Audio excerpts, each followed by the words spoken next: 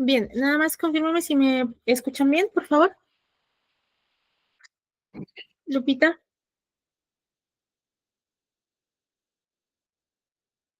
Mande, profa, buenas noches. Hola, Lupita, ¿sí se escucha bien? Sí, profa. ¿Quién más está por ahí? Bueno, me aparece como usuario Carminia Azul. Buenas noches, Hola, maestra, mucho hola, buenas gusto. noches. Sí, la escuchamos bien. Ok, perfecto. ¿Carmina es tu nombre o...? Cecilia Carmiña. ¿Cómo, perdón? Cecilia Carmiña. Ok, Cecilia, muchísimas gracias. Bien, es que de pronto me ha pasado que en algunas otras ocasiones aparece un nombre de usuario, pero el nombre real es otro. Pero bueno, te agradezco mucho. Bien, vamos a dar continuidad a nuestra sesión. Recuerden que esta es nuestra tercera sesión correspondiente a la materia de Introducción al Estudio del Derecho, ¿ok? Nuevamente puntualizando, pues esta es prácticamente la penúltima sesión que tenemos de la materia.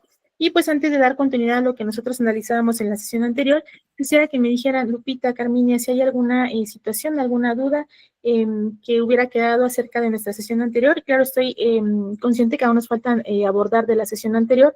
Todavía nos quedó pendiente un tema que es el ámbito de validez de la norma jurídica, que es precisamente con lo que estaremos continuando el día de hoy. Pero referente a lo que nosotros analizábamos en la sesión anterior, ¿alguna duda, algún comentario, algo más que quieran agregar? Y de igual manera, lo que queda habilitado en la plataforma como tarea, lo estaremos analizando un poquito más adelante, que son precisamente las fuentes del derecho, ¿ok? Pero antes de entrar en eso, quisiera que ustedes me comentaran si hay alguna duda, algún comentario, alguna situación respecto a lo que hemos ido avanzando en estas sesiones, respecto a lo que hemos analizado del concepto del derecho, cuál es la ciencia jurídica del derecho, cuál es la finalidad del derecho, cómo están clasificadas las normas en la sociedad, cuál es el objeto, características de cada una de las normas existentes. De eso que hemos analizado, ¿tienen alguna duda, algún comentario, lo que quieran puntualizar en este momento? No, profa, todo está claro.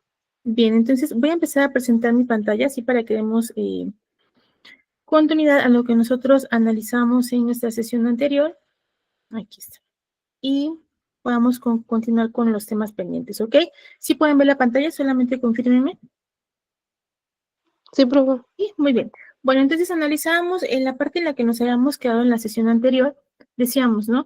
Analizábamos y conceptualizábamos diferentes acepciones acerca del derecho y concluíamos entonces que el derecho tiene que ver con la legitimación del poder, es decir, hacer valer el poder, ¿no? El derecho es el medio de regulación de la elección democrática y designación de quienes ejercen el poder, ¿no? Entonces, el derecho es una expresión de las relaciones sociales y económicas. Y por otra parte, el derecho, sobre todo, ¿sí? Pues se va a sentar en un consenso. ¿Por qué? Porque efectivamente, pues como yo les decía, las normas jurídicas, que es lo que entendemos como derecho, tienen pues un proceso de creación, ¿ok? Estas normas o las normas jurídicas o las leyes, al menos en el contexto mexicano, ¿sí? Dada el sistema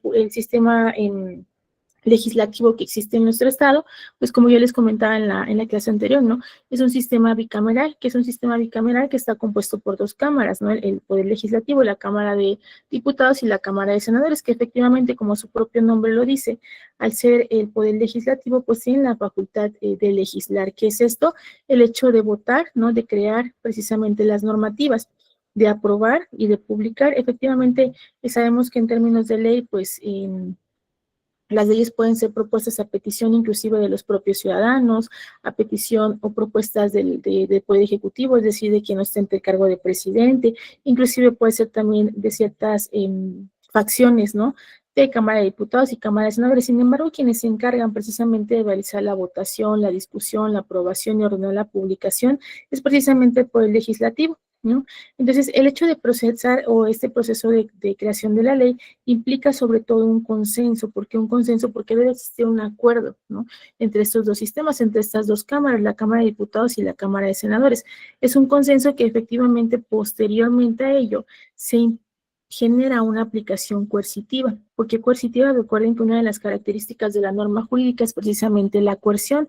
¿Qué implica la coerción? El hecho de que las personas obligadas, ¿sí?, tienen pues la obligación de dar cumplimiento a las leyes que se encuentran vigentes, es decir, el derecho positivo que se encuentre vigente en el Estado mexicano. ¿Quiénes van a tener pues quienes van a estar obligados a dar cumplimiento o a observar las leyes vigentes, pues las personas que tengan capacidad. Recuerden que la capacidad es esta situación de gozar, disfrutar derechos, pero también ejercer obligaciones. Y en el Estado mexicano esta capacidad se tiene a partir de los 18 años, ¿ok? De igual manera, mencionábamos que ha habido una evolución en la normatividad jurídica, ¿no? ¿Qué es una evolución en la normatividad jurídica? Yo les explicaba, ¿no? Al menos al ser el derecho, ¿sí? Pues una disciplina, ¿no? O una ciencia que se va a encargar de regular la conducta humana, ¿sí? Al implicar esta regulación social, sabrán ustedes que la sociedad es un ente que se presenta en constante evolución, ¿no? Las necesidades de los miembros de una sociedad no son las mismas actualmente que hace 100, 200, 300 años. Sí, los problemas, la necesidad de las situaciones que se van presentando, sí, en esta evolución, pues evidentemente van cambiando.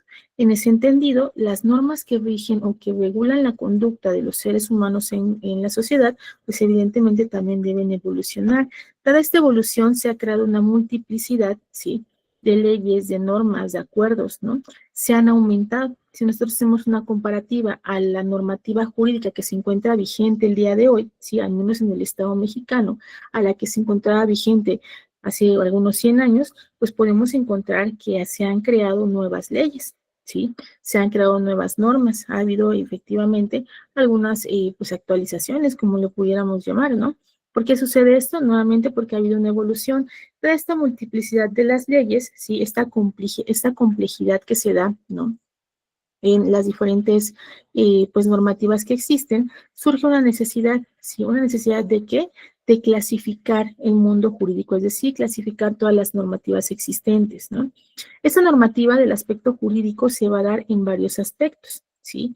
Es decir, el primer aspecto en el cual se va a clasificar la normativa jurídica va a ser de acuerdo a la materia que las leyes regulan, ¿sí? Por ejemplo, una clasificación de la normativa de acuerdo a la materia que regulan, yo les comentaba, ¿no? Tenemos la materia administrativa, la materia civil, la materia mercantil, laboral y amparo, ¿no? Estas materias, ¿sí?, o esta clasificación es de acuerdo a el tipo de situación que cada una de las leyes se encuentre regulando, ¿no? De igual manera hay otra clasificación que se da de acuerdo a las áreas en las cuales se ubica, ¿no? Esta clasificación es una clasificación doctrinal, es una clasificación más general, ¿no? En términos generales, de acuerdo a la doctrina, ¿qué es la doctrina? Los estudios, las opiniones, los libros que existen acerca del derecho, hay una principal clasificación, ¿sí?, de lo que es el derecho, ¿sí? El derecho en términos generales se clasifica en tres grandes ramas, que es el derecho público, el derecho privado y el derecho social, ¿ok? Son las tres grandes áreas del derecho. Posteriormente a las áreas, sí, hay otra subramificación, que ya viene a ser la clasificación por materias. Entonces tenemos que primero el derecho se clasifica en áreas, que son tres únicamente, y posteriormente viene la clasificación en materias, ¿ok? Tenemos que es el derecho público, privado y social, y después las materias, ¿no? Administrativo, civil, mercantil, laboral y amparo. Tomen un poco, pues tal vez de nota de esto, el derecho público que va a regular, ¿sí?, estas relaciones que existen entre un ente de poder y un ciudadano o un subordinado, ¿no? Derecho privado va a regular las relaciones que existen entre dos personas que tienen la misma jerarquía dentro de un estado, dos ciudadanos que tienen la misma categoría. Aquí no hay una relación de supra o subordinación, se da que va a regular esas relaciones que existen entre dos personas que gozan del mismo carácter o la misma jerarquía dentro de un estado. Y después tenemos el derecho social. El derecho social es muy importante particularizar que esta rama o esta área del derecho surge a partir del siglo XIX, ¿sí? Este derecho social, si nosotros hacemos un poco de recuento, y nos vamos un poco a lo que, como les he mencionado prácticamente las tres sesiones, el sistema jurídico mexicano o la familia a la cual pertenece el sistema jurídico mexicano es la familia romano-germánico, ¿no? Si nos vamos a los antecedentes que existen del derecho romano, que datan de años inclusive antes de Cristo, ¿sí?, se tienen algunos compendios donde únicamente se va a ubicar que en esa época existían únicamente dos clasificaciones del derecho, el derecho público y el derecho privado. Tenemos entonces que algunos jurisconsultos ubican la creación del derecho social a partir del siglo XIX. ¿Y qué es el derecho social? Ese derecho que se encuentra o que se encarga de regular aquellas relaciones que existen, ¿no? O que se encarga de proteger a aquellas clases vulnerablemente o desprotegidas. ¿Qué clases podemos hablar? Por ejemplo, la clase trabajadora, ¿no? Es ahí donde se ubica principalmente lo que es el derecho social, ¿no? Es aquella conjunto de normas jurídicas que se va a encargar precisamente de otorgar protección a aquellas clases de la sociedad que se considera se encuentran desprotegidas ante otro sector social. Claro ejemplo de esto puede ser, por ejemplo, la clase trabajadora. Entonces, por ejemplo, hagan esta ejemplificación. Tenemos el área de derecho público, derecho privado y derecho social. Son las tres grandes áreas del derecho. Dentro de estas vamos a ubicar cada una de las materias. Dentro del derecho público vamos a ubicar, sí, lo que es el derecho administrativo. ¿Por qué? Porque en el derecho público, recuerden, yo les dije, es aquello conjunto de normas que se van a encargar de regular las relaciones que existen entre los ciudadanos, ¿sí? Y las autoridades, ¿no? Entonces, el derecho administrativo regula precisamente todos aquellos actos de autoridad que se cometen o a los cuales se tienen que sujetar todos los ciudadanos. Derecho privado, ¿sí? ¿Qué es el derecho privado? Todo ese conjunto de normas o leyes que van a regular las relaciones que existen entre personas o entre ciudadanos que gozamos de una misma situación. Por ejemplo, ¿no? Cuando se da un conflicto tal vez, ¿no? De alguna herencia, algún conjunto, conflicto, por ejemplo, de incumplimiento de alimentos, algún conflicto, por ejemplo, ¿no? De alguna sucesión, algún conflicto en un contrato, ¿no? Es una cuestión que va a estar regulada por una situación civil, ¿sí? Entonces, aquí entra o se va a clasificar dentro del derecho público, ¿no? Derecho privado, ¿ok? Y de igual manera el derecho mercantil es parte del derecho público, ¿no? Derecho social, aquí vamos a encontrar lo que es el derecho laboral. Recuerden, el derecho social agrupa todas aquellas leyes, aquellas normativas que se encargan de proteger a aquellas clases que son consideradas desprotegidas, como por ejemplo la clase laboral, ¿sí? Y aquí vamos a encontrar precisamente dentro del derecho social la materia de lo que es el derecho laboral. Todo ese conjunto de normativas tendientes a regular las relaciones de trabajo, la Ley Federal del Trabajo, la Ley de Seguridad Social, todas aquellas normativas que tienen que ver precisamente con regular estas relaciones laborales y que forman parte del derecho social, ¿sí? Van a incluirse en esta rama del derecho. Dentro de esta rama del derecho también podemos encontrar la materia de la seguridad social, ¿no? Es así como vamos a encontrar que todas las demás materias, ¿sí? Las vamos a agrupar en las tres grandes áreas del derecho, ¿ok? Si entendemos esta situación, ¿cómo queda clasificado? Los escucho.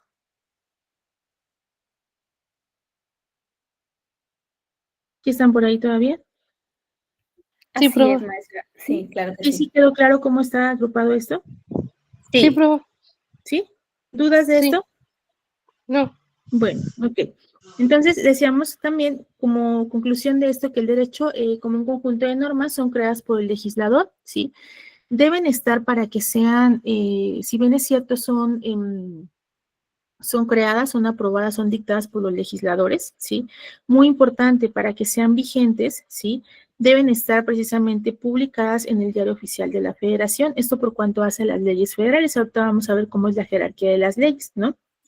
Las leyes, decíamos, hay una supremacía en el conjunto o en el carácter de las leyes. ¿Qué marca la supremacía de las leyes, no? Yo les hablaba mucho de una pirámide de Kelsen, donde precisamente se marca el aspecto de la supremacía constitucional. ¿Qué quiere decir este principio de supremacía constitucional en el Estado mexicano? Es decir, que todas las normativas existentes en el Estado mexicano tienen que emanar de la Constitución. No puede existir ninguna ley, normativa, tratado internacional, decreto o acuerdo que contradiga o que esté por encima de la Constitución. Atendiendo al principio de supremacía constitucional, quiere decir entonces que todas las leyes que estén vigentes en el Estado mexicano tendrán que tener su ley reglamentaria, ¿sí? Tendrán que tener códigos, tendrán que tener reglamentos y decretos que se encuentren alineados a lo que está precisamente contemplado en la Constitución, ¿ok? Esto precisamente, como les decía, ninguna situación, ni la doctrina ni la jurisprudencia puede estar en contra, ¿sí? De este precepto de supremacía constitucional, es decir, toda normativa tiene que estar en ese orden, ¿sí? Alineado a lo que está marcado en la Constitución, ¿ok? Ahora bien, entrando en esta profundidad del ámbito de validez de las normas jurídicas, ¿qué es el ámbito de validez de una norma jurídica? ¿Ok? Va a ser ese espacio, esa situación o ese contexto en el cual una norma jurídica va a tener validez. ¿Por qué es importante conocer esto? ¿Sí? Porque efectivamente, como yo les decía, ¿no? Una ley, por ejemplo, ¿sí? Este es un ejemplo, pues, grande, ¿no? Una ley válida en Estados Unidos no puede ser válida en el Estado mexicano. ¿Por qué? Número uno, pues sabrán ustedes que cada país tiene su propia autonomía jurídica, ¿no? ¿Por qué? Pues son diferentes contextos geográficos, son distintos contextos jurídicos, ¿no? Las normas jurídicas no son válidas en cualquier espacio o en todos los espacios geográficos. Las normas jurídicas, de igual manera, no son aplicables en todos los asuntos, ¿sí? Este ámbito de validez quiere decir, sí, precisamente, que va a ser todo aquello, ¿sí? Que la norma jurídica abarque. Es decir, ¿dónde una norma jurídica va a ser válida? ¿No?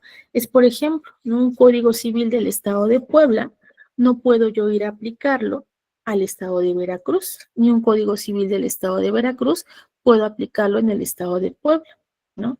Tal vez un código de procedimiento sí, porque actualmente pues, los códigos de procedimientos en materia civil, en materia penal, se encuentran unificados en todo el Estado mexicano, ¿sí? Pero de procedimientos, la forma, pero el fondo, ¿sí? Es individual o de cierta manera es independiente, es autónomo en cada uno de los estados, ¿ok?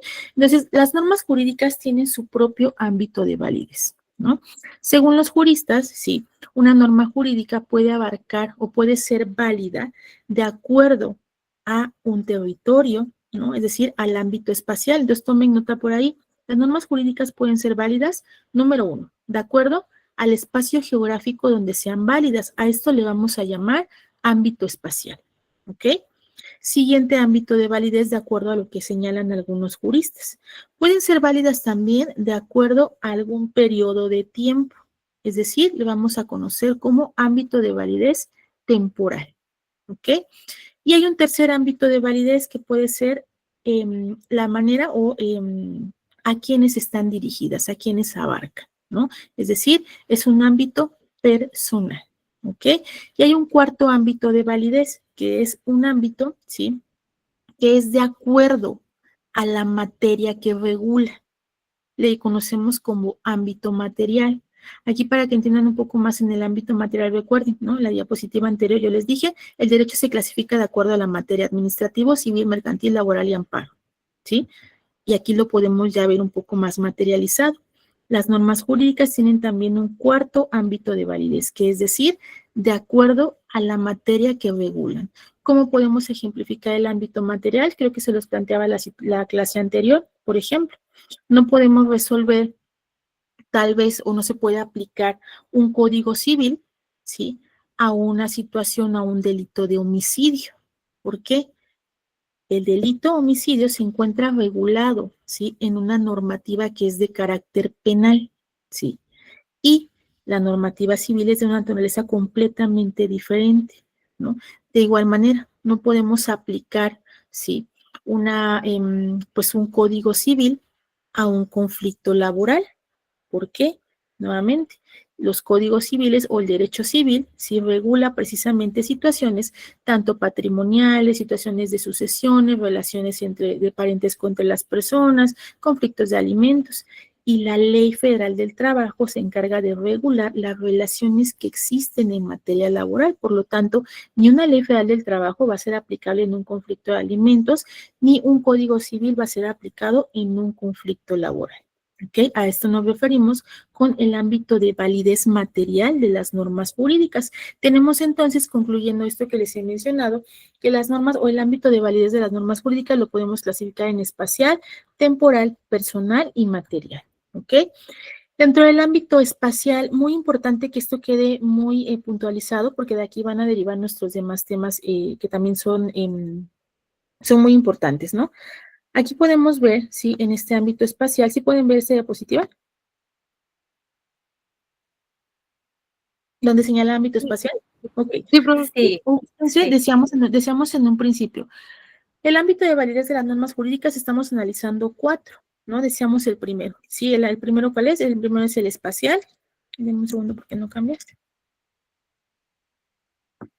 Tenemos entonces aquí Ok, aquí está. Ok, tenemos el espacial, temporal, personal y material. Vamos a empezar por explicar el espacial, ¿no? ¿Cómo está clasificado el ámbito de validez espacial de las normas jurídicas? Es decir, las normas jurídicas van a ser vigentes o van a ser válidas, es decir, se van a hacer efectivas, se puede tener esa facultad coercitiva de hacer o exigir el cumplimiento y obviamente los ciudadanos de cumplirla de acuerdo al espacio, ¿no? En el cual se encuentren vigentes. De acuerdo al ámbito espacial de vigencia de las normas, tenemos que las normativas en el sistema jurídico mexicano, nuevamente ubíquense en ese contexto, ¿sí? Las leyes se van a clasificar en federales, locales o estatales y municipales, ¿ok? En un primer momento tenemos las leyes federales, ¿sí? ¿Cuáles son las leyes federales? Son aquellas que son expedidas por el Congreso de la Unión y son válidas en todo el país, ¿ok? Muy importante, quiero puntualizar con esto porque tal vez pudiera generar algún tipo de confusión, ¿no? Recordarán ustedes, ¿no? Que dada la autonomía con la cual cuentan los estados y los municipios que conforman la República Mexicana, ¿sí? ¿Sí? Efectivamente, cada uno de los estados que conforman la República cuenta, ¿no? Con sus congresos locales. Estamos hablando de diputados locales, ¿no? Ahí están. Ahora bien, en el aspecto federal, sabemos que efectivamente hay un Congreso de la Unión, ¿no? Y está compuesto, pues, precisamente por lo que son diputados y senadores, ¿no? Por cuanto hace al Congreso de la Unión, ¿sí? En el aspecto federal, son aquellos que van a estar encargados precisamente dentro de esas facultades legislativas que les concede la ley, de dictar, ¿sí? Aquellas leyes, ¿sí? Que son de carácter federal, es decir, aquellas leyes que van a tener validez en todo el país, ¿no? Por ejemplo, la Ley Federal del Trabajo, el Código de Procedimientos Penales, el Código de Procedimientos Civiles, ¿no? La Ley de Seguridad Social, son normativas federales que son aplicables en toda la República Mexicana, en todos y cada uno de los estados tienen aplicabilidad. ¿Ok? ¿Por qué? Porque fueron expedidas, fueron dictadas, proclamadas por el Congreso de la Unión. ¿Ok? Después tenemos en un siguiente espacio, dado este ámbito espacial, ¿sí? Las leyes locales o estatales, leyes estatales, ¿no? Estas leyes estatales son expedidas por las legislaturas locales, ¿no? Aquellos diputados locales que existen, que sesionan, ¿no? En los congresos de cada uno de los estados. Los congresos de cada uno de los estados de igual manera sesionan y pueden aprobar, ¿sí? Sus normativas. Pero esas normativas únicamente van a tener vigencia en los estados en los cuales lo haya proclamado su Congreso o su legislatura local, ¿sí? Es decir, una ley que fue programada, que fue creada en un estado de Oaxaca, no puede ser válida en el estado de Puebla, ¿sí? ¿Por qué? Porque es una ley únicamente de carácter estatal, ¿ok? Por lo tanto, únicamente va a tener vigencia en lo que es el estado de Oaxaca, el estado de Puebla, Veracruz, o dependiendo de donde haya sido dictada, ¿ok? Una tercera clasificación dentro del ámbito espacial son aquellas leyes municipales, ¿ok? Recuerden que dentro de los municipios de igual manera tienen su propia autonomía. Si bien es cierto, los municipios no cuentan con congresos municipales, ¿cuál es o qué conjunto o qué autoridades cuentan con facultades legislativas dentro de un municipio? Pues es precisamente el cabildo, ¿no? El cuerpo de cabildo que está precisamente dirigido por presidente o presidenta municipal, ¿sí? Ellos son quienes asumen estas facultades legislativas, ¿ok? Pero en estas situaciones municipales, ¿sí? Efectivamente, el cabildo, presidido por un presidente municipal, tiene esa facultad legislativa. Por lo tanto, esta facultad legislativa está considerada tanto en la Constitución Política de los Estados Unidos Mexicanos como en la Constitución Política de cada uno de los estados, ¿no? Porque cada estado tiene su propia constitución. Entonces, en esas normativas, ¿sí? Se les concede esta facultad legislativa precisamente a el cuerpo de cabildo, ¿no? Cuando sesionan, cuando aprueban, cuando votan, ¿no? Normativas, leyes que son válidas únicamente en los municipios, ¿sí?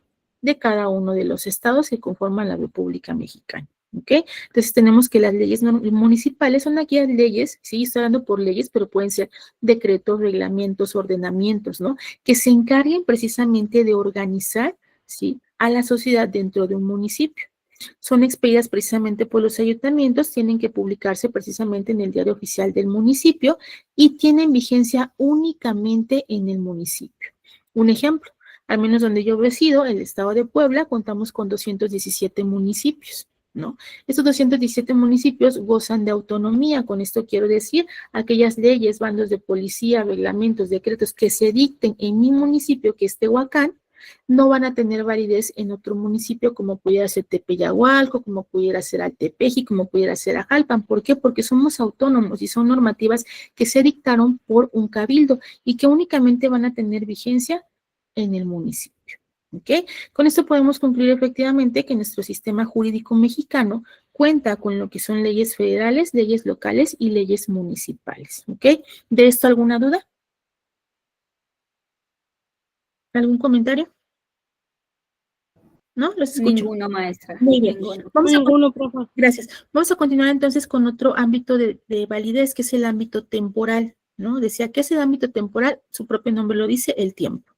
Hay normativas que tienen una vigencia determinada, ¿no?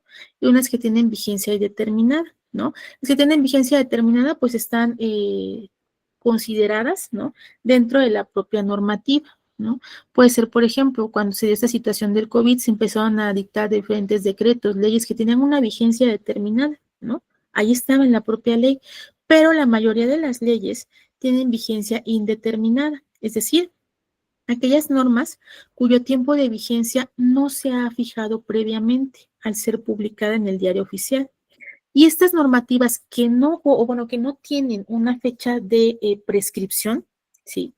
¿Cómo pueden ser cambiadas o abrogadas? Pueden ser abrogadas o pueden ser derogadas.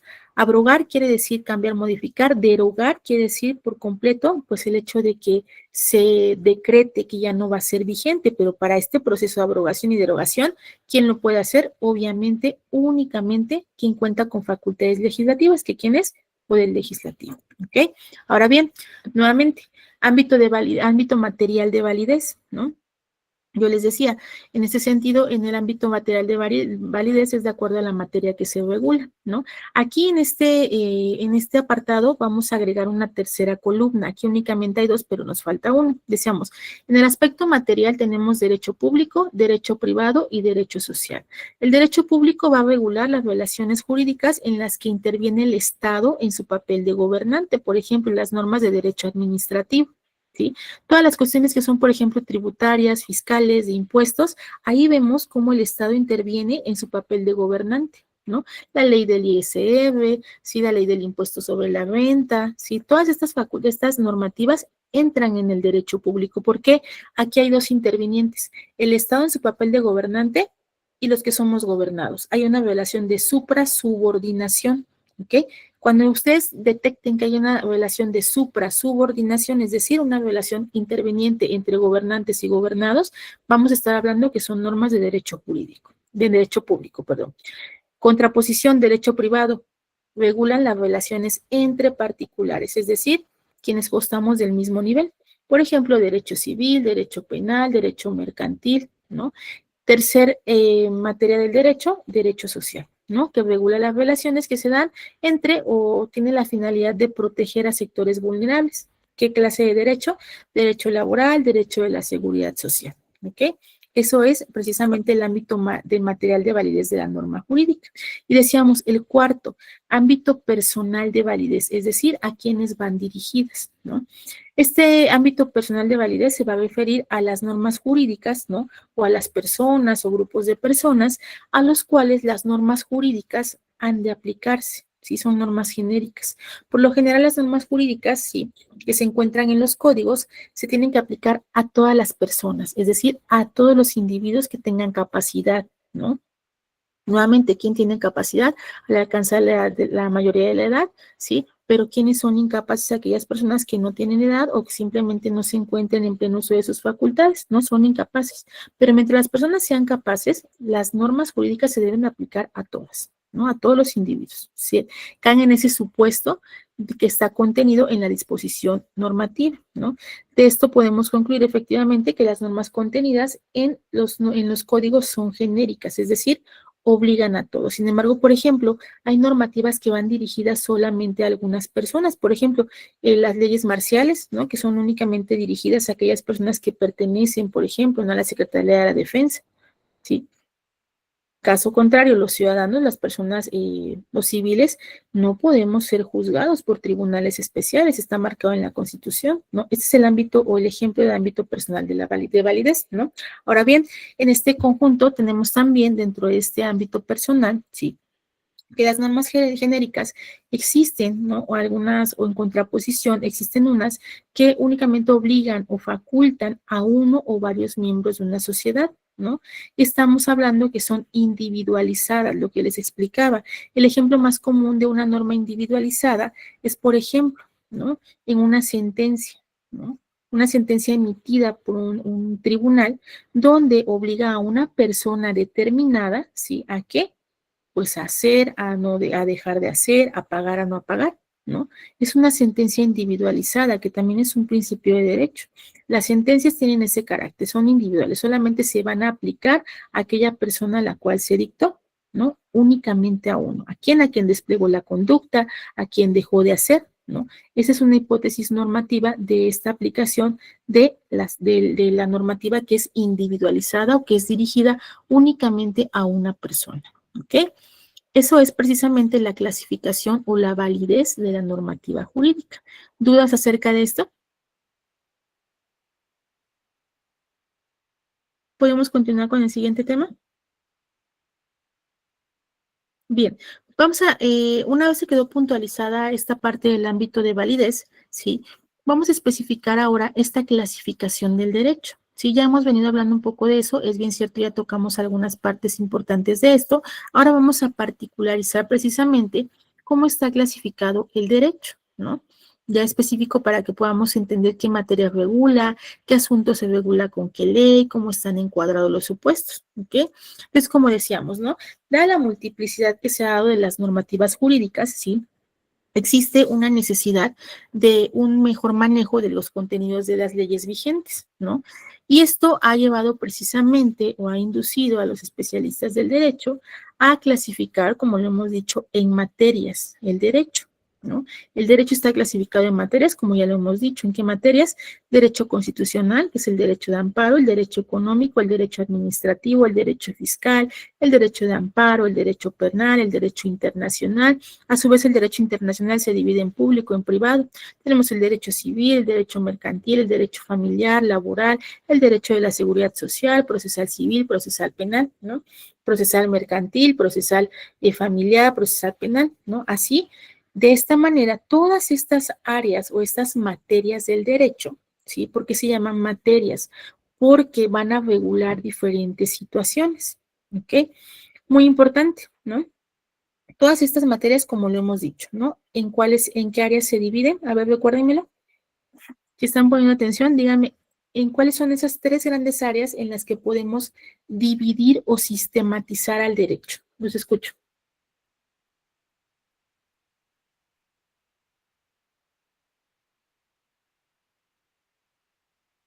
¿Todavía están ahí? Ya no.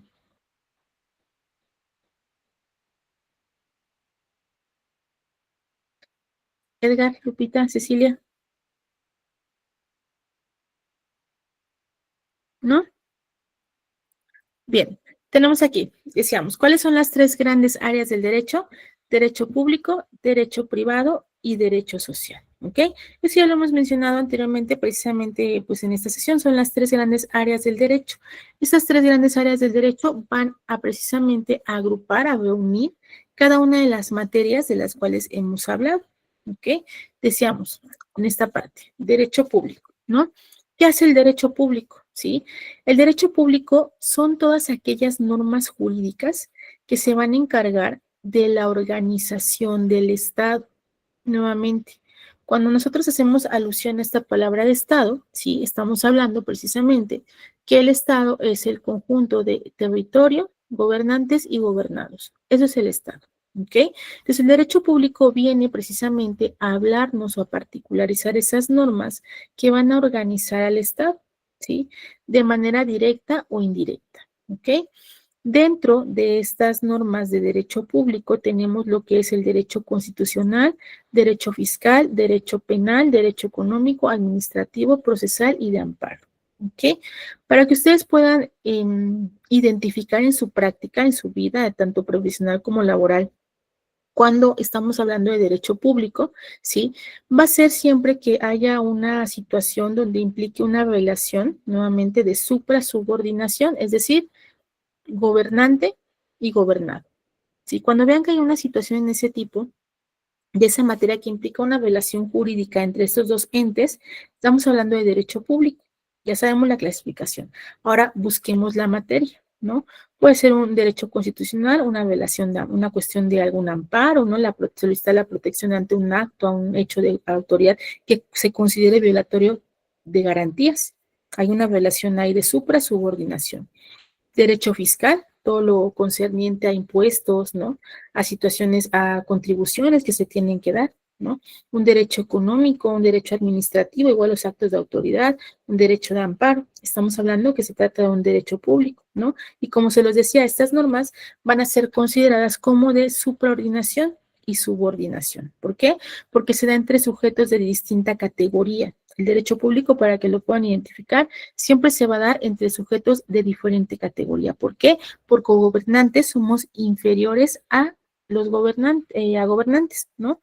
Y este superior, y no estoy hablando en un sentido peyorativo, simplemente para que podamos entender dentro de esta relación de Estado que nosotros gobernados estamos en una situación inferior a la que están los gobernantes, ¿ok? Estamos subordinados a esta carácter de autoridad que gozan los gobernantes, ¿ok?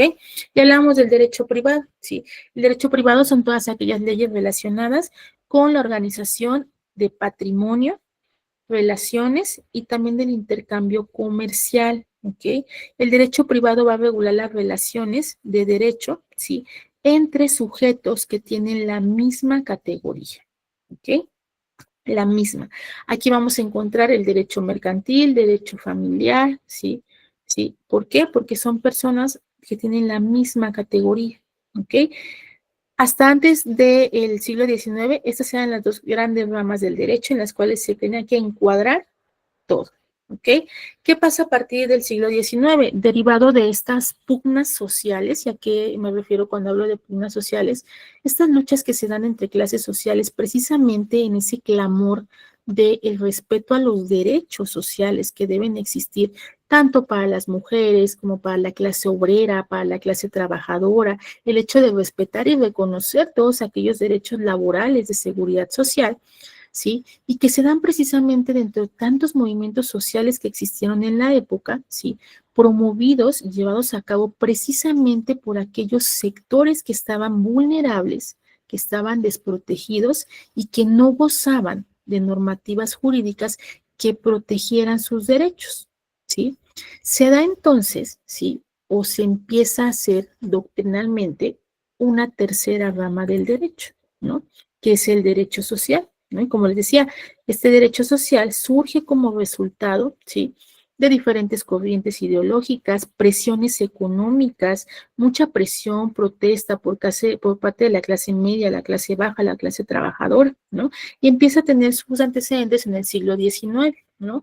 El derecho social va a agrupar todas aquellas normativas, ¿sí? Que tienen principios, tienen procedimientos, tienen normativas encargadas de proteger a personas, grupos o sectores, ¿sí? Que se encuentren integrados por individuos económicamente débiles, ¿ok? Esto con la finalidad de ¿qué? De lograr una convivencia con las otras clases sociales dentro de un orden justo, es decir, que sus derechos sean precisamente reconocidos, sea un aspecto coercitivo, ¿no? Que el Estado esté obligado a exigir, a cumplir, y en caso de que exista una transgresión, pues efectivamente exista, ¿no? Esta sanción que está marcada, ¿ok? Ahora bien, esta parte, sí, es la parte que se quedó habilitada en su plataforma, ¿ok? Antes de empezar a verificar esta parte, díganme, ¿dudas acerca de lo que hemos estado viendo hasta este punto? Los escucho.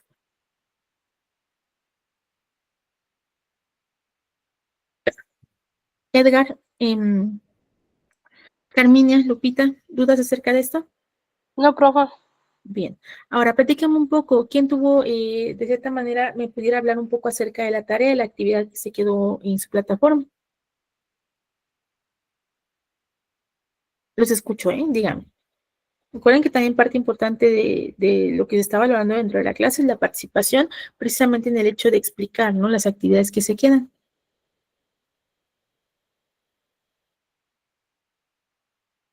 ¿Quién me puede hablar? ¿Sí hicieron su tarea o no la hicieron? Sí, sí, yo sí la realicé. Sí, dígame, ¿sí pueden ver su diapositiva que está aquí? Sí.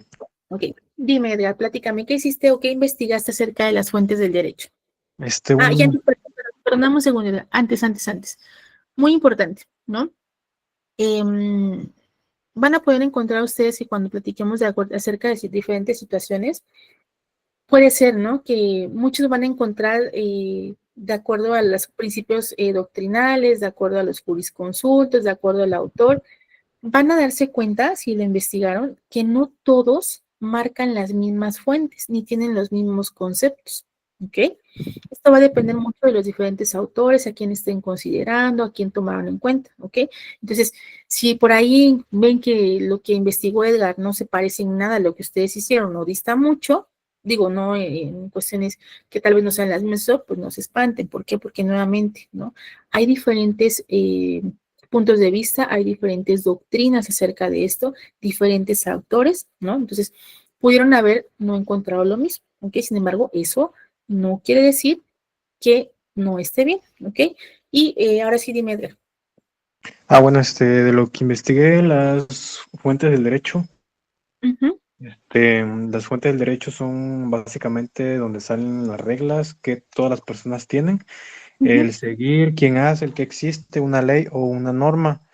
Algo de lo que investigué dice que es como cuando en una casa hay reglas y algunas las ponen tus padres y otras siguen porque siempre están hechos así.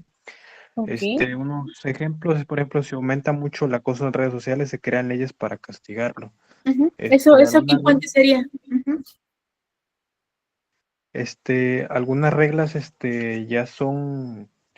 ya están y otras pues las van, haciendo dependiendo lo que vea que está perjudicando a la sociedad. Ok, es una fuente de derecho, la cuestión social, ¿no? Los nuevos problemas que se están dando, como se los mencionaba, hacer el derecho un conjunto de normas jurídicas tendientes a regular la conducta de las personas, las sociedades van evolucionando, ¿no? Se tienen que crear normativas, es decir, hay una fuente de donde nace precisamente de las nuevas situaciones que se van suscitando. Muy bien, Edgar, ¿algo más? Nada más, sí. ¿Encontraste alguna clasificación de fuentes de derecho? Sí, clasificación sí tengo. Nada más dime de manera general cuáles encontraste. Fuentes reales o materiales, Ok. fuentes formales o oficiales, en las que se crean o cambian o aplican las leyes. Ok, muy bien. Muy bien. ¿Alguien más? Gracias, Edgar. ¿No? Bueno, vamos a continuar entonces. En este contexto, pues efectivamente, como lo menciona Edgar, ¿no? Efectivamente, ¿qué es una fuente del derecho? ¿Qué podemos entender? Vamos a entender por fuente del derecho a esa forma de creación de un orden jurídico, ¿no? La normativa jurídica, todas las leyes que existen, no se crean nada más porque se le ocurrieron a los legisladores, para molestar. No, recuerden, la normativa jurídica tiene un objetivo. ¿Cuál es? Regular la conducta de los seres humanos en sociedad con la finalidad de lograr el bien común. ¿Qué es el bien común? Dar a cada quien lo justo. Ese es el objeto que se tiene, ¿no? Ahora bien, cómo se da, cómo se cumple este objeto? ¿Cómo se crea o cómo nace? No, más que nada, cómo nace, ¿no? Vamos a entender por fuente de derecho precisamente esa forma de creación de un orden jurídico, ¿no? Un orden jurídico que tiene que ser aceptado por la colectividad, ¿sí? Y al que se sujetan los órganos de poder público y los gobernados. ¿Esto para qué? Para una vida civilizada, ¿ok? Si nosotros tomamos en cuenta a García Máinez, que es precisamente este jurisconsulto de cual hemos estado basando nuestro material de trabajo, podemos afirmar que la palabra fuente constituye, ¿no?, el proceso de manifestación de la norma jurídica. ¿no? Y tiene 3 acepciones, ¿ok?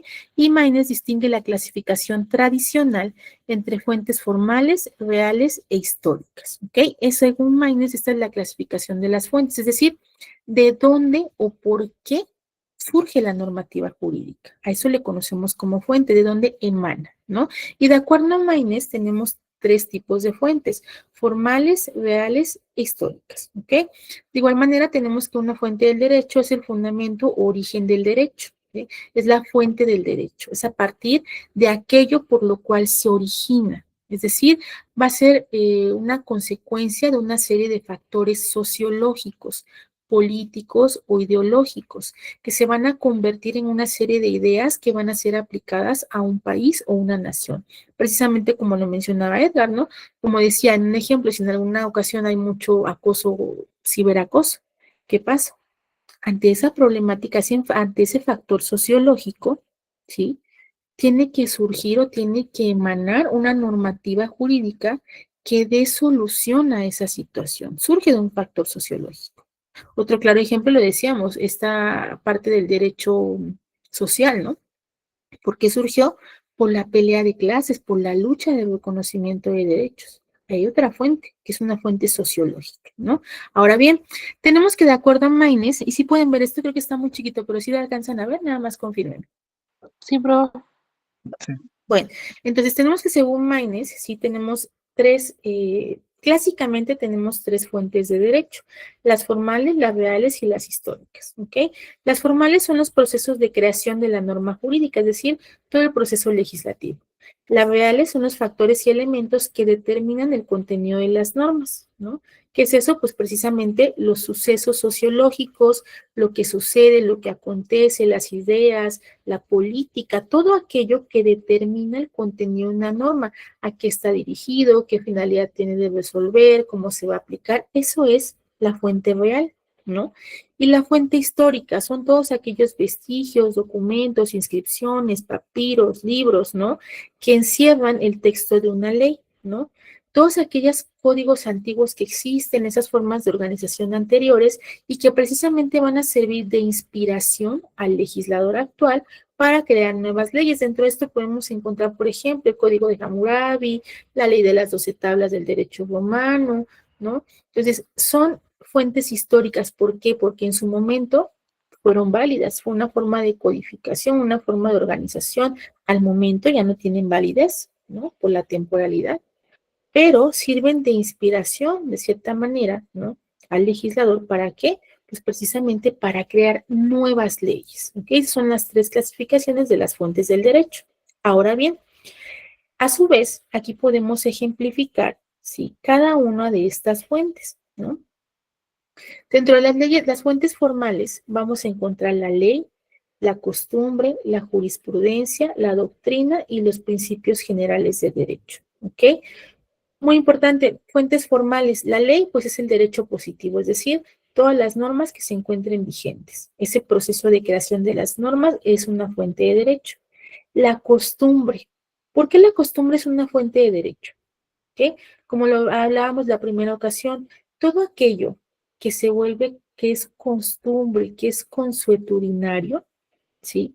Va a alcanzar, de acuerdo al proceso de creación, se vuelve una ley, ¿no? Puede ser que en alguna región, en algún espacio, hay costumbres, ¿no? Situaciones que se van haciendo conforme a la costumbre, hasta que esa costumbre, sí, se lleva al grado de formalizarlo, de que se agote un proceso de ley de creación y que esa costumbre precisamente se vuelva una normativa jurídica ya declarada y oficializada. La jurisprudencia también es una fuente de ley. ¿Qué es la jurisprudencia? Es ese conjunto de criterios que son dictados precisamente por el Poder Judicial. ¿Sí? Ese conjunto de criterios, ¿sí? De interpretación de normativas jurídicas. ¿Sí? Cuando hay un conflicto de interpretación de una norma jurídica, cuando hay un conflicto de interpretación, ¿qué pasa? Se somete precisamente al Poder Judicial, ¿no? Y el Poder Judicial tiene esta facultad de crear jurisprudencia, es decir, ese criterio reiterado de interpretar la ley en un solo sentido, nuevamente cuando hay un conflicto en la interpretación, ¿ok? La doctrina también es una fuente formal. La doctrina son todos aquellos estudios, tratados que llevan a cabo los jurisconsultos y los principios generales de derecho, ¿ok? Que de igual manera nos estaremos analizando cuáles son esos 7 principios generales de derecho. Es una fuente del derecho, ¿ok? ¿Qué pasa con los principios generales de derecho? La doctrina, la jurisprudencia. Cuando hay una laguna en la ley, ¿qué sucede? Es decir, ¿qué es una laguna? Tal vez alguna situación que no está contemplada o que de pronto hay ambigüedad en su aplicación o que de pronto se somete al arbitrio de un juez. ¿Qué pasa? Se recurre a la jurisprudencia, a ver si puede resolver esa laguna. Y si no, entonces a la doctrina, ¿no? A todo lo que se ha escrito, a lo que hay acerca del derecho. Y si no, entonces a los principios generales del derecho, cuando exista precisamente algo que indique que hay una laguna en la ley, ¿ok? Siguiente ejemplo de las fuentes del derecho, decíamos reales o materiales. ¿Cuáles son las reales o materiales? Como el ejemplo que nos daba Edgar, ¿no? Son fenómenos sociales, culturales o políticos que dan la pauta para la creación de normativas. Por ejemplo, la Revolución Mexicana fue un suceso histórico, un suceso sociológico, ¿no? Dentro de la Revolución Mexicana que tuvo como consecuencia, ¿sí? Jurídica la creación del artículo 27 dentro de la Constitución, que da pauta a lo que es la propiedad y la repartición de tierras, es decir, el derecho de la tierra. Y también el artículo 123, que es la protección al trabajador. ¿Sí? Esos artículos están contemplados en la Constitución. A partir de estas revoluciones, de estas pugnas sociales, se da precisamente la materialización jurídica, es decir, están contemplados en la ley, ¿no? Del artículo 27, que está en la Constitución, tiene su ley reglamentaria, que es la ley agraria, ¿no? ¿Qué quiere decir la ley reglamentaria? Si bien es cierto, en el 27 se plasma el derecho de propiedad y repartición de la tierra, tenemos que en el 27 no está contemplado los procedimientos de forma puntual cómo se va a llevar a cabo, las definiciones puntuales. No, ahí está pactado el derecho. ¿Dónde está la ley reglamentaria? Es decir, esa ley donde se va a reglamentar el 27, donde lo podemos ya puntualizar, pues en la ley agraria, ¿no? Decíamos, también el 123 habla de los derechos de los trabajadores, que precisamente también se da con la Revolución Mexicana. Está en el 123 que efectivamente los trabajadores tienen derecho, que tienen derecho, las máximas del derecho laboral. Pero, ¿dónde vamos a encontrar o cuál es su ley reglamentaria? La Ley Federal del Trabajo. Entonces, del 123 surge o se reglamenta la Ley Federal del Trabajo, donde ahí sí podemos, de manera, pues, alineada a la Constitución, particularizar todo lo relativo a las situaciones laborales. Cómo se procede, ante qué autoridad, cómo está dividido, tiempos, procedimientos, lo vamos a encontrar en la ley reglamentaria, que es la Ley Federal del Trabajo. ¿Ok? Y por último tenemos las fuentes históricas. Como les decía, ¿qué son las fuentes históricas? Todas aquellas normativas, lineamientos que en algún momento de la historia de la humanidad existieron, ¿no? Tal vez ya no son vigentes, porque algunas inclusive están grabadas en piedra, en papiro, pero sirven como inspiración para el legislador para la creación de nuevas normativas. Ejemplo, Código de Hammurabi, empezó en Mesopotamia, la Ley de las 12 Tablas, que es la máxima codificación del derecho romano, ¿sí? Y posteriormente las compilaciones de derecho romano que realiza Justiniano, ¿ok? Esos son ejemplos precisamente de lo que es las fuentes del derecho, ¿ok? Y teníamos definiéndolos un poco, aquí tenemos, ¿no? Dentro de las formales, como explicábamos, la costumbre, ¿sí? ¿Qué es la costumbre? Como bien lo señala García Márquez, es el uso, ¿no? Algo que se hace repetitivo dentro de una colectividad y entonces, posteriormente, se considera jurídicamente obligatorio. Es un derecho que surge consuetudinariamente, algo que es repetitivo, repetitivo, repetitivo y entonces se vuelve obligatorio, ¿no? La jurisprudencia, como les explicaba, es el conjunto de tesis sustentadas en las ejecutorias de los tribunales judiciales, es decir, emitidas por el Poder Judicial, ¿no? Y van a estar representadas en forma de un medio técnico de interpretación y elaboración del derecho. Nuevamente, la jurisprudencia se da dentro de los criterios reiterados de interpretación de la ley, únicamente el Poder Judicial sí lo puede emitir, ¿ok? Pero tiene que ser un criterio o de interpretación que tiene que ser reiterativo y esta es una fuente también del derecho. La doctrina, que es el conjunto de estudios técnicos o científicos que existen en un autor acerca del derecho, ¿no? Principios generales del derecho son principios generales del sistema jurídico positivo. ¿sí? Son un proceso de generalización creciente de criterios que informan acerca de distintos preceptos. Reales o materiales, ya lo dijimos, la Revolución Mexicana, ¿sí? Que trae como consecuencia, pues, evidentemente, el origen, ¿no? En la Constitución de diferentes artículos, ¿ok? ¿Dudas acerca de las fuentes del derecho? Los escucho. Comentarios que quieran agregar, algo que consideran importante, que se me hubiera, tal vez pudieran ejemplificar alguna de estas situaciones. Los escucho.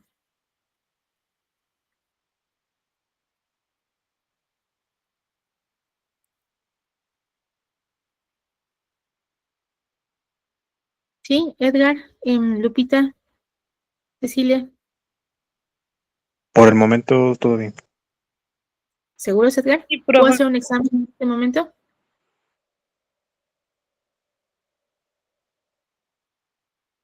Bien, vamos a continuar entonces y decíamos, pues esas son las fuentes del derecho, es decir, aquello que da origen al derecho positivo, ¿ok? De dónde surge, por qué se crean las normas, por qué se crean las leyes, ¿ok? Ahora bien, vamos a continuar con otro tema que es relativo a los órdenes normativos, ¿ok?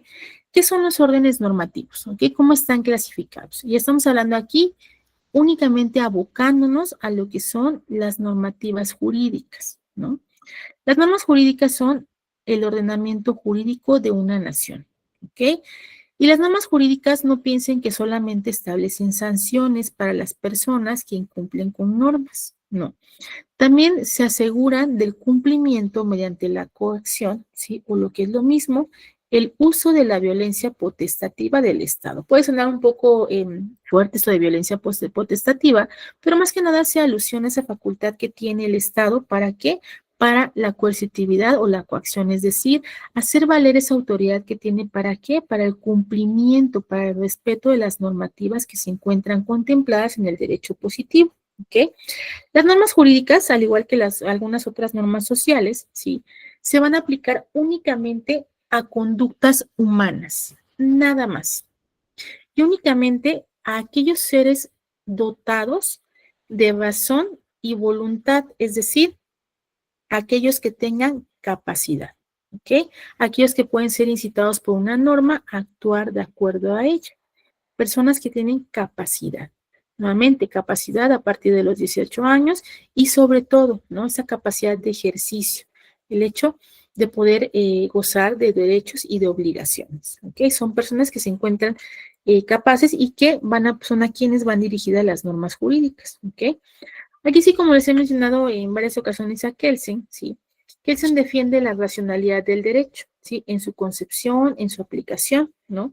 Y Kelsen tenía esta idea de pretender eliminar la influencia psicológica, sociológica y teológica de la construcción jurídica, es decir, sobre las normas jurídicas no hay alguna influencia de la psique, ¿no? De la sociedad o de algún tipo de creencia teológica, ¿no? Es únicamente esa facultad, o más que nada la facultad coercitiva que tiene el Estado para realizar esta organización, ¿sí? Kelsen, precisamente eliminando todas estas situaciones psicológicas, sociológicas y teológicas, realiza o propone, ¿no? Una jerarquía de normas, pero únicamente de las normas jurídicas, ¿no? Esta clasificación o esta organización jerárquica de las normas la vamos a conocer como pirámide de Kelsen, ¿sí? La van a escuchar muchísimo, ¿no? Y esta pirámide de Kelsen es de muchísima utilidad. ¿Por qué? Porque es un método jurídico, ¿sí? Que va a delimitar el objetivo de la ciencia del derecho, ¿sí? En el uso exclusivo de lo que son las formas normativas y las conexiones que existen entre cada una de estas normativas, es decir, cómo van a estar estructuradas o clasificadas, ¿sí? De acuerdo precisamente a lo que es la jerarquía de aplicación, ¿ok? Kelsen consideraba que la pluralidad de las normas, es decir, el hecho de que existan o coexistan en una sola nación, ¿sí? Diferentes normativas, constituye una unidad, ¿sí? Si todas las normativas están en un sistema, pero que deben estar unidas, es decir, deben emanar de una normativa, ¿ok? Y un sistema cuya validez proviene de una norma principal, ¿sí? Es decir, en el sistema todas las normativas deben provenir de una norma principal, ¿ok? Y esa norma principal va a ser fundamental, ¿por qué? Porque es la fuente común de validez de todas las normas pertenecientes a un mismo orden, ¿ok? Y constituye, por tanto, una unidad, ¿ok? Tenemos que una norma va a pertenecer a un orden determinado únicamente cuando existe la posibilidad de hacer depender su validez de otra norma fundamental, ¿ok? Que se encuentra precisamente en la base de este orden. ¿Okay? Eso es lo que nos dice Kelsey, ¿no? Que es muy importante que las normas fundamentales encuentren su validez en otra norma que es la base de todo el ordenamiento jurídico. ¿Ok? Pregunta, de acuerdo a lo que hemos visto, porque ya se los dije muchas veces, es una pregunta y es participación. ¿Ok? ¿Cuál es la base del sistema jurídico en el Estado mexicano? Ya se los dije. ¿Ok? Dígame, ¿cuál es? Edgar, Lupita, Cecilia, los escucho. ¿No? ¿No? Dígame rápido, ¿no? Maestra, ¿podría repetir la pregunta? ¿Cuál es la base del sistema jurídico mexicano? ¿Ok? Si atendemos este precepto que nos dice que es en que la pluralidad de normas de una nación forzosamente debe tener una unidad, es decir, deben de provenir de una norma principal. Eso es lo que dice Kelsen, ¿no? Y es bien cierto, ya se los he dicho. Si atendemos esta idea, este precepto de Kelsen, dígame entonces, en el Estado mexicano, ¿cuál es esa norma principal, sí? Esa normativa de la cual, sí, derivan todas las otras normas jurídicas. ¿Ya quedó claro? ¿Cuál es? Profa, la base jurídica. Ajá, ¿cuál es la normativa de la cual, si nosotros tomamos en consideración esta idea de Kelsen, ¿no? Que nos dice, sí es cierto, en un estado confluyen infinidad de normas, ¿no? Pero para que sean válidas, para que ese sistema sea válido, todas las normas existentes deben provenir de otra norma principal. ¿No sería la Constitución Política de los Estados Unidos Mexicanos?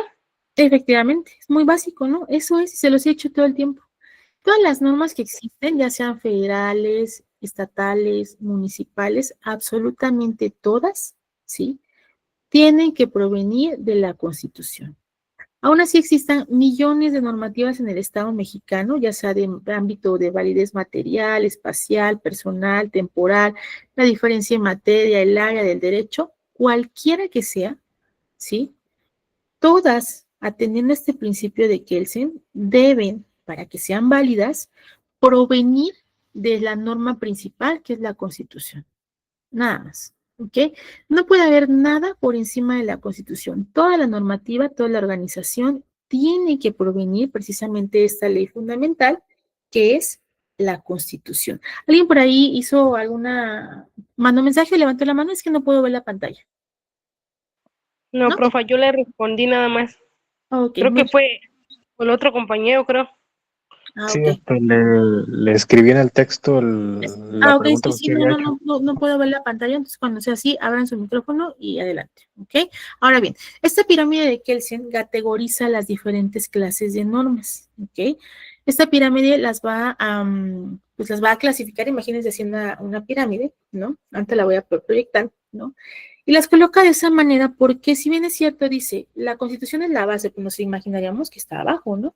Pero si esta es una pirámide invertida, porque decimos todo emana de la Constitución, ¿no? Entonces, Kelsen las coloca de mayor a menor, ¿no? De mayor a menor. Entonces, tenemos que es la Constitución, ley, código, decreto, ley, ordenanza, ¿no? Todo por debajo de la Constitución. Es la pirámide de Kelsen, esa categorización de las diferentes normas que confluyen en el sistema jurídico mexicano, ¿ok? Ahora bien, en la pirámide de Kelsen, la Constitución aparece en la cumbre de la pirámide, en la punta. ¿Por qué? Porque es la norma fundamental cuyos principios y garantías que se encuentran contenidas van a provocar la reforma de la demás normativa existente, ¿no? Y la creación de una nueva normativa. Es decir, dado que pues que todo está emanando de la Constitución, ¿sí? ¿Qué va a pasar? ¿Sí? Si hay una reforma a algún artículo en la Constitución, ¿sí? ¿qué va a pasar? Las demás normativas reglamentarias se tienen que reformar, ¿no? ¿Por qué? Porque evidentemente, pues si es una ley principal, pues lo demás se tiene que cambiar, ¿no? Entonces, como dice aquí, la Constitución va a aparecer, ¿no? Precisamente en la cumbre de la pirámide, porque es la norma fundamental. Esos principios y garantías van a provocar reformas en las demás normativas existentes, ¿no? Y la creación de una nueva normativa que se adapte a los postulados de la Constitución, ¿ok? Por ejemplo, un claro ejemplo de esto, me imagino que habrán escuchado hablar hace algunos años, al menos unos 4, de todo este conflicto social que se dio, por ejemplo, en el magisterio, ¿no? Cuando se dio la reforma al artículo 3º constitucional, no sé si lo recuerdan, ¿no? Que la forma en la cual se iban a los estímulos, el ingreso, la promoción, pero ¿qué se reformó primero? El 3º constitucional, ¿no? Hubo una reforma al 3º constitucional que habla precisamente de la educación. Producto de eso, una vez reformado el artículo 3º constitucional, vinieron reformas a las demás leyes que regulaban el 3º constitucional, leyes reglamentarias. Por ejemplo, la Ley General de Educación, que es de carácter federal. Si bien es cierto, en el 3º constitucional se plasma el derecho a la educación, también se plasma el acceso, el derecho que se tiene, cómo se va a impartir, cómo se va a dividir. Ahí está. Pero el 3º constitucional tiene su propia ley reglamentaria, es decir, la Ley General de Educación, donde ya se va a particularizar y pormenorizar cómo es que se tiene que llevar a cabo la educación en el sistema mexicano. Se reforma 3º constitucional, se tienen que hacer reformas también en la Ley General de Educación, ¿ok? Vemos cómo es un efecto, ¿no? Un efecto de rebote. Si se reforma un artículo en la Constitución, se van a tener que reformar las demás leyes que emanen de ese artículo, dado de que la supremacía constitucional, ¿ok? Entonces, la norma fundamental de un orden jurídico tiene esta naturaleza distinta, ¿ok? Es una regla fundamental según la cual, ¿sí?, son creadas las normas jurídicas. De la Constitución deriva un principio, ¿sí?, que es su creación, y es el punto de partida de un procedimiento, ¿ok? Y es un carácter meramente formal y dinámico, ¿ok? Entonces, solamente las normas de un orden jurídico pueden ser deducidas de su norma fundamental. ¿Qué quiere decir esto? Todas las leyes, nuevamente, que existen en el sistema mexicano derivan de lo que está plasmado en la Constitución. Si ustedes en algún momento, por ejemplo, quieren hojear alguna ley, ¿sí? Pueden ver, no sé, luego busquen Ley General de Educación, Ley General del Trabajo, se van a encontrar que en el preámbulo de las leyes siempre viene ahí, ¿no? El Ley Federal del Trabajo, que regula el artículo 123 constitucional en materia, ahí viene, ¿no? ¿Por qué? Porque deriva de, ¿no? Viene de donde está deducida, ¿no? Eso es precisamente atendiendo al principio de la supremacía, ¿ok? Entonces, estas diversas normas del sistema jurídico en un país están vinculadas a la norma fundamental que es la Constitución. ¿Por qué? Porque están vinculadas a ella, porque emanan de ella.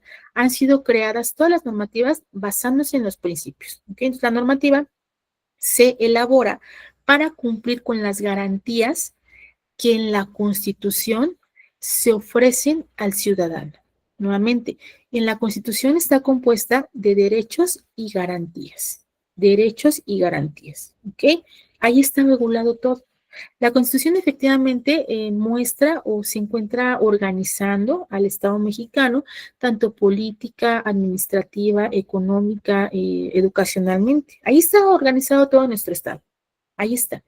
Pero de la Constitución van a emanar todas las leyes reglamentarias de cómo se va a llevar a cabo esa forma de organización que está plasmada en la Constitución, ¿ok? Ahora bien, muy importante, aquí en esta diapositiva sí la pueden ver, donde dice estructura del orden jurídico de la nación según Kelsen, ¿ok? Ese es un aspecto general, ¿ok? Según Kelsen, cualquier nación, no nada más en México, porque no crean que Kelsen únicamente se dedicó al estudio del contexto mexicano, no, Kelsen es un jurista que en diferentes sistemas jurídicos se le retoma, ¿no? Y para Kelsen, para este jurista, dice que esa es la estructura del orden jurídico según él. Primero está la Constitución, luego está la legislación y el concepto de fuente de derecho, la jurisdicción de administración, el acto jurídico de derecho privado y la ejecución, la creación y aplicación de derecho, la ubicación del derecho internacional en la jerarquía y los conflictos entre normas pertenecientes a estratos diferentes, ¿ok? De manera estricta, esto sí quiero puntualizar, de manera estricta, ¿ok? Esta es la estructura del orden jurídico que realiza Kelsen, así tal como está. Esto es lo que Kelsen tiene como aporte, ¿no? A la estructura jurídica de cualquier nación. Obviamente, muy importante, recuerden, esto que aporta Kelsen no es como una ley, ¿no? Que es obligatorio en todos los sistemas jurídicos. No, no, no. Esta es una cuestión doctrinal, ¿no? Una cuestión doctrinal que en México, ¿sí? Se acepta, ¿no? Esta pirámide de Kelsen se acepta desde el punto de vista que en la vértice, en el origen, está la Constitución y de ahí emana todo lo demás, ¿no? Esto que ustedes ven en su pantalla es el estricto sentido de organización de los sistemas jurídicos, ¿sí? De cualquier nación, según Kelsen. Ahora bien, se consideraron precisamente estos preceptos de Kelsen, los que ven ustedes aquí, pero traspolado al sistema jurídico mexicano, ya en nuestra realidad, en nuestra forma de organización jurídica, podemos detallar así la pirámide de Kelsen, ¿sí? Pero ya detallándolo de acuerdo a nuestro sistema jurídico mexicano, ¿ok? ¿Sí entendemos esta parte? ¿Sí? Que esta parte es el estudio natural, la parte formal, la parte puntual, como Kelsen realiza este estudio. Sin embargo, para fines doctrinales, para fines de estudio, adaptando esto, traspolándolo al sistema jurídico mexicano, esta sería la forma en la cual, de acuerdo a esta pirámide de Kelsen, quedaría organizado nuestro sistema jurídico mexicano. Y aquí podemos ubicar en la parte superior Constitución Política de los Estados Unidos Mexicanos, abreviado como CPUM. Debajo de esto encontramos los tratados internacionales, ¿ok? Aquí, en este entendido, de pronto ustedes se van a poder encontrar algunos jurisconsultos, alguna doctrina que intenta colocar a los tratados internacionales al mismo nivel que la Constitución. Es decir, no los llevan a la parte, los coloca al mismo nivel. Sin embargo, lo más jurídicamente aceptable es que los tratados internacionales deben estar por debajo de la jerarquía de la Constitución. ¿Por qué? Pues porque evidentemente los tratados internacionales que se firmen en México con otros estados, ¿sí? Con otros países de la comunidad internacional, deben estar organizados o deben estar alineados de acuerdo a lo que está plasmado en la Constitución. No vamos a firmar un tratado internacional con otro país que contradiga lo que está plasmado en la Constitución. Por eso es aún más aceptable que se ubique en la parte baja de la Constitución. Sin embargo, nuevamente van a encontrar ustedes juristas doctrinarios que lo ubiquen en el mismo nivel, ¿no? Nuevamente, no es que esté bien, que esté mal, sin embargo, aceptablemente, de acuerdo a diferentes postulados, se ubican debajo de lo que es la Constitución. Posteriormente vamos a encontrar leyes federales, que ya sabemos cuáles son, leyes ordinarias locales, que son las leyes estatales, los decretos, que de igual manera pueden ser emitidos por el Poder Ejecutivo, los reglamentos y las normas jurídicas individualizadas, que son aquellas sentencias que están únicamente para que cumplan diferentes personas, la cuestión de los testamentos individualizadas. ¿Por qué? Porque pues únicamente las va a cumplir aquella persona a la cual va dirigida, ¿ok? Pues esa es la pirámide de Kelsen, de acuerdo a, o a la estructura que se tiene del sistema jurídico mexicano, ¿ok?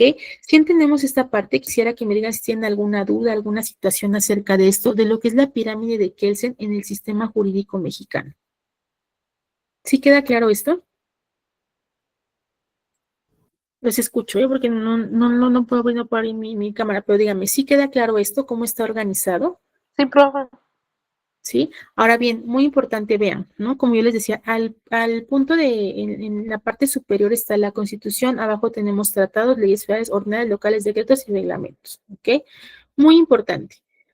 Es bien cierto que el Estado mexicano tiene puntualizados, tiene firmados diferentes tratados internacionales con la comunidad internacional, tratados en diferentes materias. Van a encontrar ustedes tratados internacionales en materia laboral, en materia de protección de derechos humanos, tratados de extradición, diferentes, ¿ok? Para que un tratado pueda tener validez, tiene que ser firmado y ratificado por el Estado mexicano. ¿Quién tiene facultades de realizar tratados internacionales? Obviamente solamente los puede firmar presidente de la República o presidente. ¿ok? Estos tratados de igual manera van a estar siendo aprobados por quien ostente el cargo de secretario de Relaciones Exteriores, ¿ok? Recuerden, muy importante, el Poder Ejecutivo que está representado o encabezado por presidente o presidenta de la República para el cumplimiento de las funciones que se encuentran garantizadas y exclusivamente descritas en una Constitución, se puede hacer valer de las secretarías que considere convenientes, ¿sí?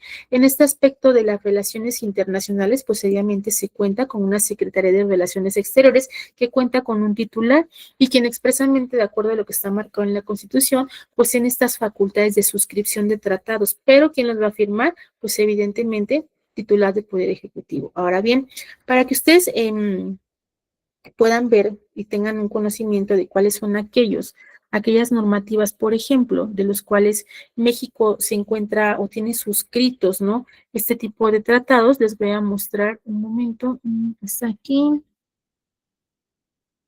Aquí está. Denme un segundo para que lo puedan ver.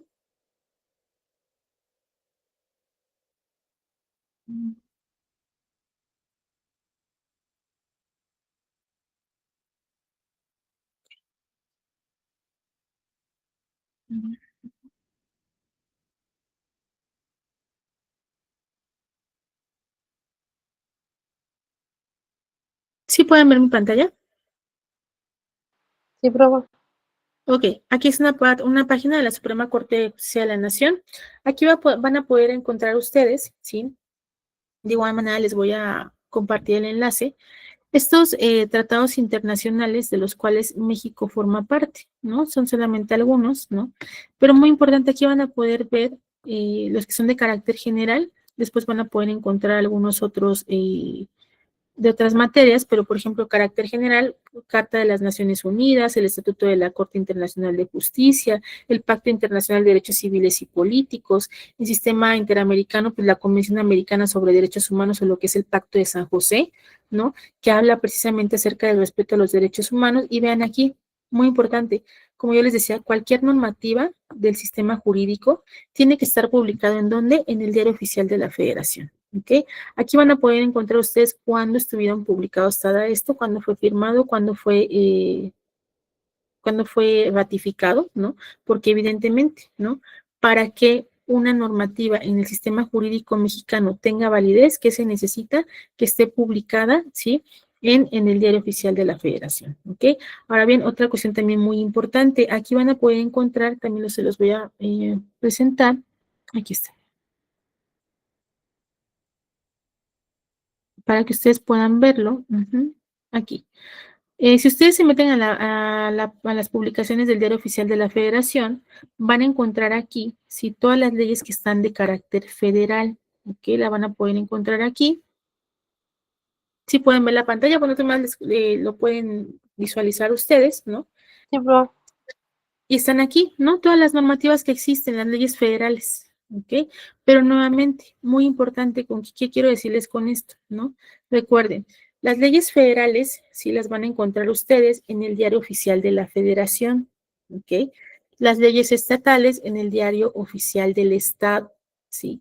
Y las leyes municipales, decretos, normativas, pues puede que lo encuentren, de pronto aparecen tal vez en las páginas de los municipios, de pronto en las páginas de transparencia, ¿no? Para que ustedes sepan, ¿no? Entonces, nuevamente, para que cualquier normativa, ley federal, estatal o inclusive municipal tenga el carácter de obligatoria, de positiva, es decir, vigente, las estatales federales, Diario Oficial de la Federación, ¿ok? Las municipales, de igual manera, si bien es cierto, tienen que ser aprobadas por el Cabildo, ¿sí? También tendrían que ser publicadas en el Diario Oficial del Estado. ¿Para qué? Para que tengan esa formalidad. Sin embargo, pues en algunas situaciones se da por aceptado únicamente que sean aprobadas por el Cabildo del municipio, ¿ok? Entonces, nuevamente, eso es lo que, pues son estos diferentes ámbitos o la validez o los diferentes ordenamientos jurídicos que existen, ¿ok? ¿Dudas de esto que les he mencionado acerca de la facultad o la jerarquización de las normativas? ¿No? ¿Seguros? ¿Pudiera repetir, maestra, lo de las, dónde se publicaban dependiendo de qué ámbito es? Ok, las, Sí, profe, por favor. las leyes federales las van a poder encontrar en el Diario Oficial de la Federación, Así está, lo pueden buscar, inclusive hay Diario Oficial de la Federación. Las estatales en el Diario Oficial de los Estados. Cada estado tiene su diario oficial, donde son publicadas las normativas que son aprobadas por los congresos locales, ¿ok? Y las normativas municipales, pues a veces hay muchas lagunas por cuanto hace a los municipios, ¿saben? Y lo que marca la ley es que deberían estar publicadas en sus páginas oficiales e inclusive en los diarios oficiales de los estados a los cuales pertenecen los municipios. Sin embargo, sí, lo que yo me he percatado de pronto por la práctica es que no todas las normativas municipales, como son leyes, decretos, reglamentos, se publican en los diarios oficiales de los estados a los cuales pertenece el municipio. A veces únicamente los publican en sus páginas oficiales o en las páginas de transparencia. ¿Por qué? Pues porque ellos aceptan que el hecho de que hubieran sido votadas por cabildo ya les da la validez, ¿no? Y si eso fueron votadas, fueron aprobadas, sin embargo, también tienen que estar publicadas, ¿ok? Pero, pues de cierta manera, la generalidad o la obligatoriedad, como yo les digo, lo van a encontrar Diario Oficial de la Federación y en los diarios oficiales del Estado, ¿no? Recuerden nuevamente, ¿no? Cada estado, sí, cada estado tiene también sus propias normativas, ¿ok? Y precisamente de esto que hemos mencionado, ¿sí? Es de lo que va la actividad de la tercera sesión, ¿ok? Que van a poder ustedes encontrar en su plataforma. No sé si ya lo pudieron ver. ¿Pueden ver mi pantalla? Aquí está en la plataforma, viene la actividad de la sesión 3. ¿Sí la pueden ver? Sí, profe. Aquí está, actividad sesión 3, ¿sí? ¿Qué me van a poner? 3 ejemplos de cada normativa, pero ojo con esto, ¿eh? No es que me pongan cualquier normativa, es de acuerdo a la zona o el lugar donde ustedes estén viviendo, es decir, el espacio geográfico que ocupen. Por ejemplo, yo, ¿no? Yo vivo en el estado de Puebla, ¿no? Yo voy a escribir mis 3 leyes federales, obviamente las que tienen vigencia en toda la República. Voy a poner mis 3 leyes estatales que son vigentes en el estado y voy a poner mis 3 leyes municipales que están vigentes en mi municipio, que es Tehuacán. Y de igual manera voy a buscar algunos decretos, sí, que se encuentren vigentes ya sea en el estado, en el municipio o en la federación, ¿ok? Nuevamente, sí, esto va a ser, lo pueden poner ustedes en línea, lo pueden poner a hacer en un texto y subir el archivo, está habilitado para cualquiera de los 2 ejemplos, ¿ok? Eso es lo que queda como tarea. Van a poner 3 ejemplos de leyes federales, 3 estatales, 3 municipales y 3 ejemplos de decretos que sean, pues tal vez oficializados por el Ejecutivo o tal vez en el Estado o tal vez en el municipio, porque en los decretos sí vamos a poder encontrar en 3 ámbitos, ¿no? Los que son decretados tal vez por la presidenta, ¿no? Los decretos estatales de un gobernador o los decretos tal vez de un presidente municipal. ¿Ok? Pero nuevamente, por cuanto hace a los estatales y municipales, sí tienen que ser en relación, ¿sí? Al lugar donde ustedes se encuentran viviendo, ¿ok? De nada me serviría, pues, que anden buscando leyes de, pues, tal vez de otro estado, de Campeche o Yucatán, pues si nunca, no tienen residencia ahí, ¿no? Entonces, esto es lo que se queda como actividad. No es necesario que me escriban la ley, no solamente que me lo pongan como ejemplo y de cierta manera, pues que me digan qué es lo que regula, ¿no? Nada, me van a poner los ejemplos y ya en la siguiente sesión estaremos platicando acerca de lo que ustedes investigaron y que hicieron como actividad, ¿ok? ¿Dudas de esto, Lupita, Edgar, Cecilia? Ninguna, maestra. No, profe. Gracias. ¿No, Edgar? Disculpe, ¿podría repetir la actividad? Es que mi internet casi no. Ok, de todas maneras la actividad ya está en la plataforma, me van a citar 3 ejemplos nuevamente de leyes federales, estatales, municipales y decretos, 3 de cada uno, ¿ok? Cada uno de estos, por cuanto hace a los estatales y municipales, deben de ser del lugar donde ustedes tienen residencia, es decir, leyes estatales del estado donde viven, leyes municipales o cuando digo leyes municipales, puede ser, ojo, porque no todos los municipios dictan leyes. A veces dicen, no, pues que el reglamento, no que el bando de policía y buen gobierno, no que la ley de esto, que el reglamento, que el decreto, que tal vez no lo encuentren como ley, ¿no? Cuando hablo de ley, hablo alguna normativa que se encuentre vigente en el municipio donde ustedes se encuentran viviendo. ¿Sí entendemos esta parte, Edgar? Sí, Sí, Lupita, Carminia, ¿alguna otra duda que tengan acerca de esto? También la actividad ya está habilitada en su plataforma, ¿eh? Nuevamente, Sí, profe. te van a citar los ejemplos. Si por ahí les da chance de que lean, de que vean, de qué trata, a ver de qué trata. Y sí, es muy sencillo, porque inclusive las leyes que ustedes encuentren, al principio en el preámbulo va a señala ley que se crea para regular tal cosa, ¿no? Ahí lo van a encontrar, ¿no? Entonces, para que tengan un poquito de conocimiento de esto y la siguiente sesión estaremos platicando acerca de eso. Entonces, por favor, sí les encargo mucho que lo hagan y ¿para qué? Para que cuente como participación en la siguiente sesión, ¿ok? ¿Alguna otra duda, algún otro comentario que quisieran agregar? Ninguna No, profe. maestra, muy claro, Perfecto. gracias. Solamente la tarea de la plataforma se tiene que entregar antes del 22, ¿verdad? Sí, ya está ya habilitado. Sí, les digo nada más, la actividad sesión, sí, es Sí, profe. tienen 5 días, 22, o sea, le digo, nuevamente es muy sencillo, no me escriban de qué trata, no, o sea, no quiero eso. Quiero que me pongan los ejemplos y únicamente, pues, que investiguen de qué trata. No me escriban de qué trata, ¿eh? No, solamente léanlo ustedes para que lo podamos comentar en la siguiente sesión. Que sí van a escribir los 3 ejemplos de cada una de ellas. Nada más, no me escriban más, ¿ok? Pero sí lean de qué trata cada de. ¿Estamos de acuerdo con eso? Sí, profe. Perfecto. Y recuerden que la próxima sesión es nuestra última sesión. Después de la siguiente, de la última sesión, se va a quedar habilitado el enlace para nuestra evaluación final, ¿ok? Del cual van a tener un tiempo prudente de aproximadamente 2 o 3 días para que ustedes decidan en ese transcurso cuándo lo van a realizar, ¿ok? Y de igual manera, el último trabajo el trabajo de investigación, que es el ensayo, ya se encuentra habilitado, que es igual para entregar a la próxima semana, ¿ok? ¿Alguna otra duda? No, profe. Perfecto. Bueno, pues les agradezco mucho el tiempo, la disposición, la atención, la participación y si tienen alguna otra situación, ya saben que estoy para servirles. No habiendo otro asunto más que tratar, les agradezco mucho. Por mi parte sería todo y que tengan una excelente noche. Muchas gracias, profe. Que Gracias. tenga una excelente noche. Gracias, igualmente.